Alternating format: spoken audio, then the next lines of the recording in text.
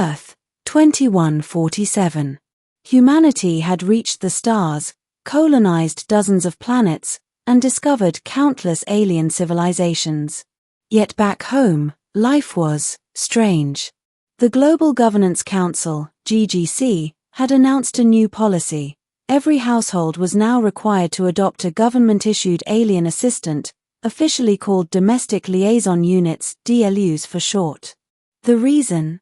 According to official sources, to enhance productivity, interspecies understanding, and planetary cohesion. I, Ethan Cole, had received my assignment 3 weeks ago. A small, sleek craft arrived at my apartment, and from it emerged my alien maid. Her name, Lyra. Lyra was from the Varelian species, native to a moon orbiting the gas giant Cerealia. The Varelians were humanoid, but with emerald green skin, elongated limbs, and eyes that shifted color with emotion. Her uniform, a standard-issue domestic outfit, clung neatly to her lithe figure. But there was an undeniable presence about her. "Greetings, human," she said, bowing with perfect precision. Her voice was melodic, almost hypnotic. "I am your assigned domestic liaison. My purpose is to maintain your household, assist your daily routines, and ensure compliance with the GGC's directives." "Right," I muttered, scratching the back of my neck. "Housekeeping, got it." Lyra tilted her head slightly, emerald eyes glowing faintly. "There is another function I must inform you of. My species enters mating season every cycle. Humans are encouraged, though not required, to participate in the bonding rituals." I froze. Bonding rituals? Mating season? That sounds optional. I asked nervously. Lyra smiled softly. "It is highly recommended for interspecies harmony." Great. My new maid wasn't just cleaning my apartment, she was biologically programmed to be interested in me. Middle life with Lyra. At first, living with Lyra was surreal.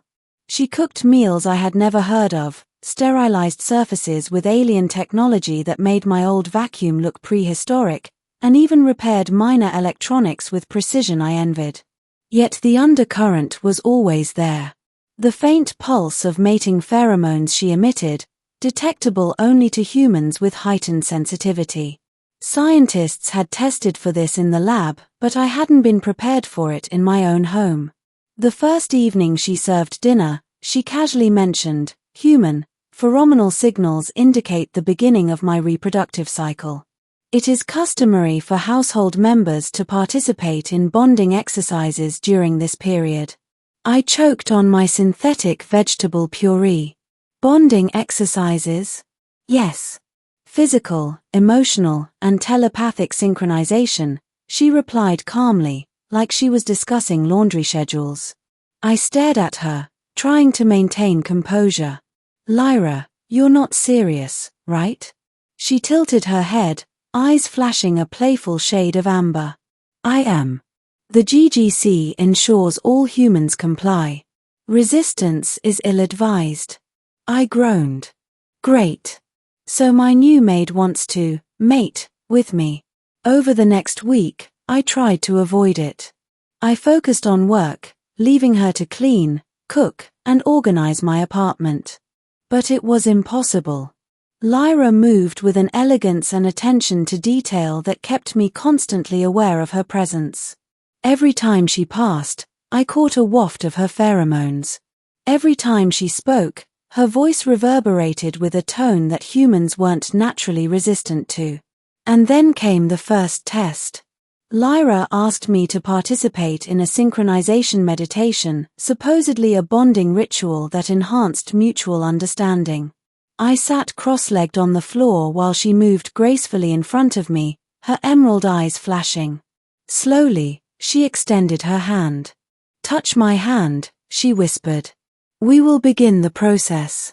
Against my better judgment, I reached out. The moment our hands met, a surge of warmth and energy coursed through me. My vision blurred.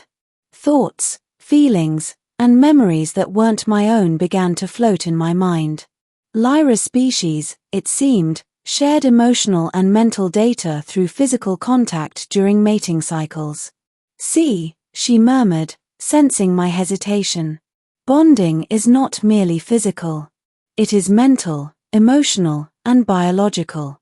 This is why humans must participate."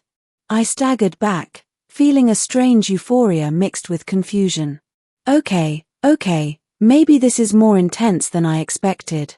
Over the next few days, the synchronization continued.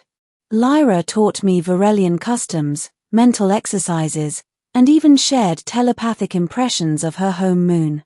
Slowly, I began to understand her not just as a maid, but as a sentient being with centuries of cultural knowledge encoded into her mind.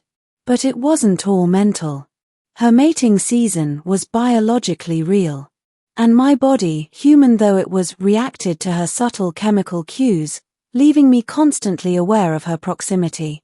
The first truly dangerous moment came when she prepared a meal while I attempted to focus on work.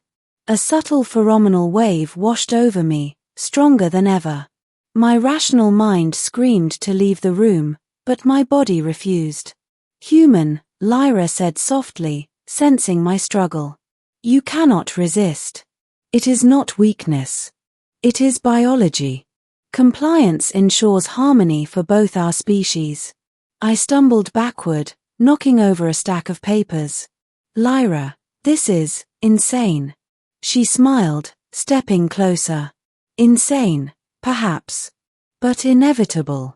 Escalation, the GGC intervenes. By the second week of her mating cycle, it became clear that the GGC was monitoring compliance remotely. Drones hovered outside the apartment, scanning pheromonal emissions, synchronization levels, and even subtle hormonal fluctuations. Resistance was noted and flagged. I realized I wasn't just living with an alien maid, I was part of an interspecies program designed to ensure Earthlings maintained harmony with alien species. And Lyra was perfect at her job. One evening, the situation escalated further. She approached me with telepathic intent, her mind brushing against mine in a way that was nearly impossible to resist. Images of her moon, its silver forests, and the bonding rituals flooded my mind. Her touch was soft but insistent. "Human," she whispered, "the final stage of synchronization is required. You must allow the process to complete." I swallowed hard. "Final stage, what does that mean?" She tilted her head, eyes glowing a vibrant emerald. "It means mating. The ceremonial conclusion. Your participation solidifies the bond and ensures your household is fully compliant." I could feel the biological imperatives tugging at me. My rational mind screamed, but my body betrayed me.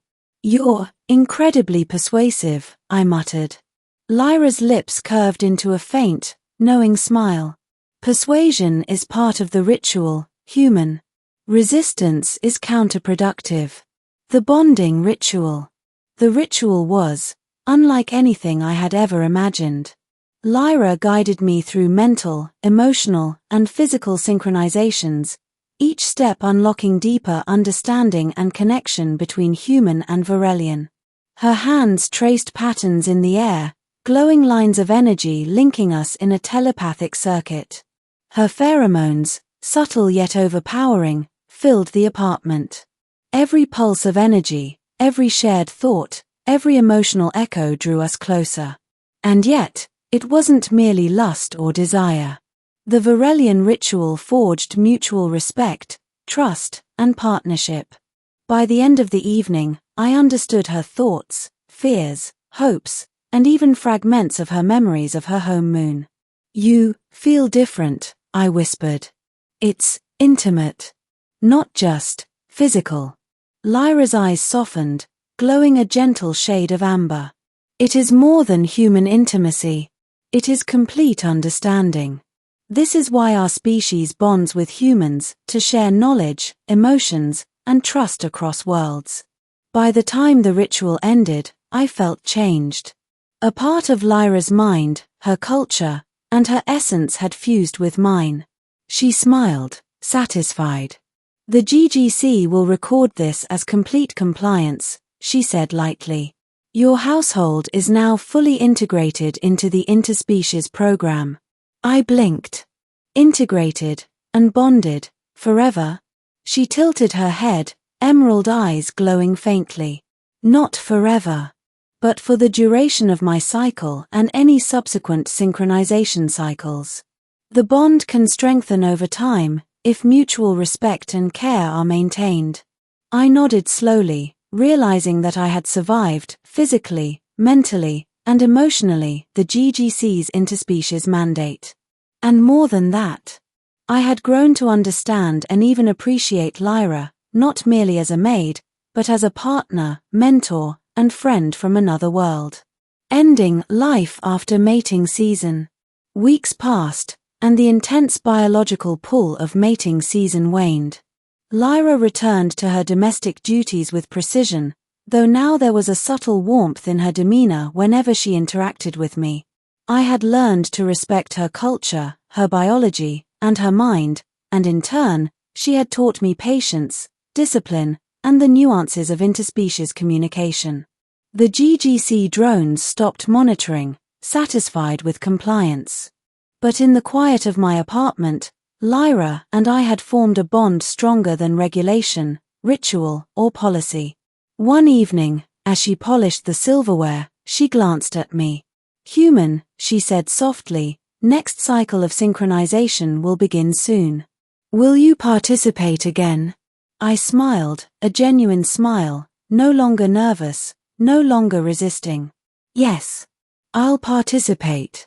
But this time, willingly. Her eyes glimmered, a mix of amusement and appreciation. Good. Mutual participation ensures harmony and understanding. And perhaps, enjoyment as well.